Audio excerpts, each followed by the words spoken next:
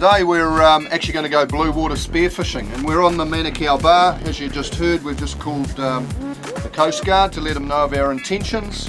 And as you can see, even though I'm a diver, I'm wearing a life jacket. It's really important to wear a life jacket and have it all clipped up and ready to go, because if things go wrong in a bar, you want to make sure you've got all the right safety gear on. So we're going to head across now. There's another boat going across. We're going to go across with them.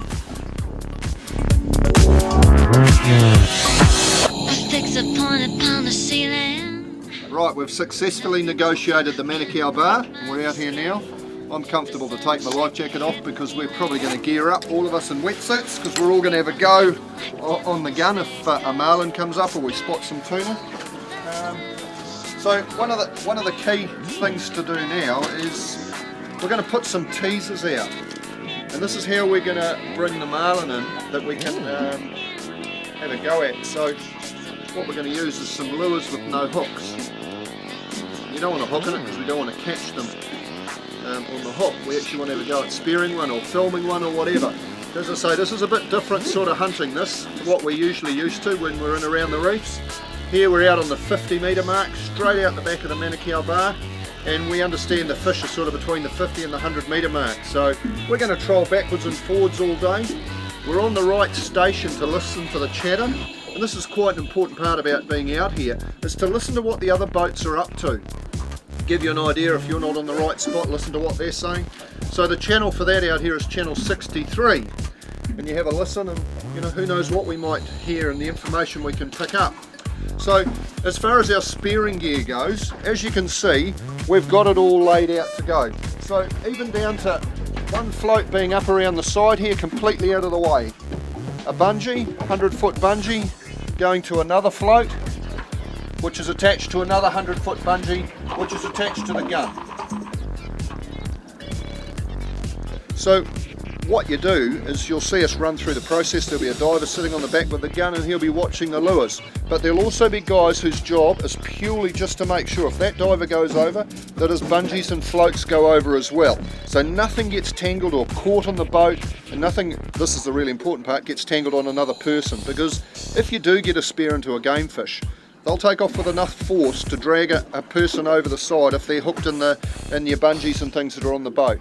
So it's really crucial. Everybody has their own little jobs. You've got a driver, you've got somebody looking after the float and float lines, you've got your diver on the back, and then the other guys that are on board can be the spotters and looking for action on the surface, and also looking for the marlin coming up and touching the lures. And often what you see with that is a beak coming out of the water, and it'll be banging the lure or around, just checking it out. So you've got to be focused on those lures all the time. It's no use sitting back and having a sleep or looking somewhere else. The key thing, the thing you want to always watch is that lure.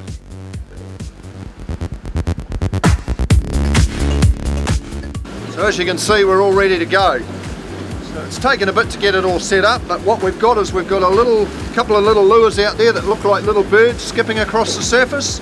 And then we've got another lure set just behind them, right in the white water, so only probably 15 metres behind the boat. And then right out the back we've got another lure, so those are the marlin lures. And then we've got a little lure off to the side to see if we get any skippies or albacore. So it's now just a game of patience. You just got to watch. You can't take your eyes off the lures, because if a marlin comes in, he might only come in for a few seconds, and if you're not watching, you miss that opportunity. So we're sitting on about nearly 7 knots is the trolling speed we want to be at.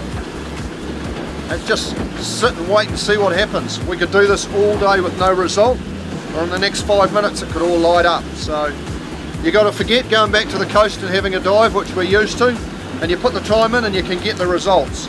So we've got Barry in the hot seat. He's going to sit there for probably half an hour, and we'll get another diver geared up and change over. So we'll try and do that all day. Half an hour to an hour, sitting there with the gun ready to go is about all you can do, and then you start to lose your concentration. So we'll see what happens. So what's been happening is we've been trolling these lures now for a couple of hours. It's been quite quiet. There's a lot of fish action on the surface, but nothing's coming in. But we did just hook an albacore, and as it came up to the boat, Jackson went over and had a look, and there was 4 albacore with it, and the albacore unfortunately came off the hook.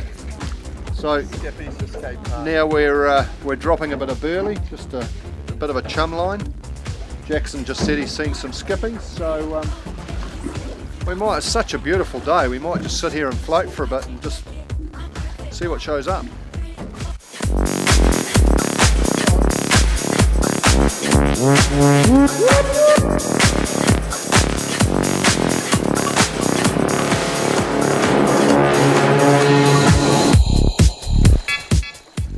Gaffed it.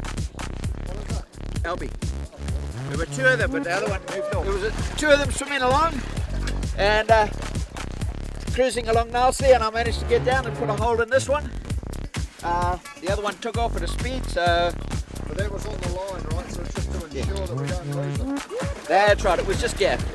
It's about 2 in the afternoon and the action's just started to hot up a bit. There's 1 or 2 boats around us that started to get into marlin, like hooking them. We've been hooking a few albacore, and when they've come in on the line, Barry got in and shot one, I got in and shot one, so we decided to do a bit more chumming and we brought some in. And while we missed a few, Jackson managed to get one and land it. But they're quite neat to see. They zoom around in the burley, and yeah, it's a bit of a challenge because sometimes you're better to aim at a piece of burley and let the tuna swim in front of your gun than try and track them because they go so fast. But it's getting towards that time when things can really start to hot up in the afternoon, so we're going to tow some lures for a while and let's see if a marlin comes in. If it doesn't, we've had a great time on the albacore, and hopefully we might get 1 or 2 more.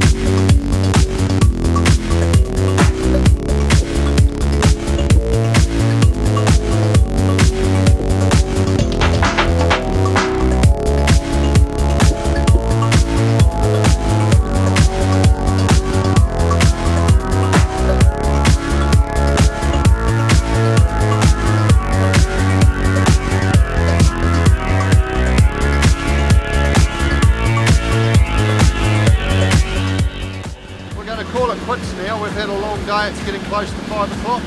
It's time to go in over the bar and get in before it's too late. You don't want to leave bar crossings till till it starts to get dark. Best to do it with plenty of light, especially if it's a bar you don't know that well, and I'm not that familiar with the Manukau bar. So it's been a great day. We've got some albacore in the bin and some skippies.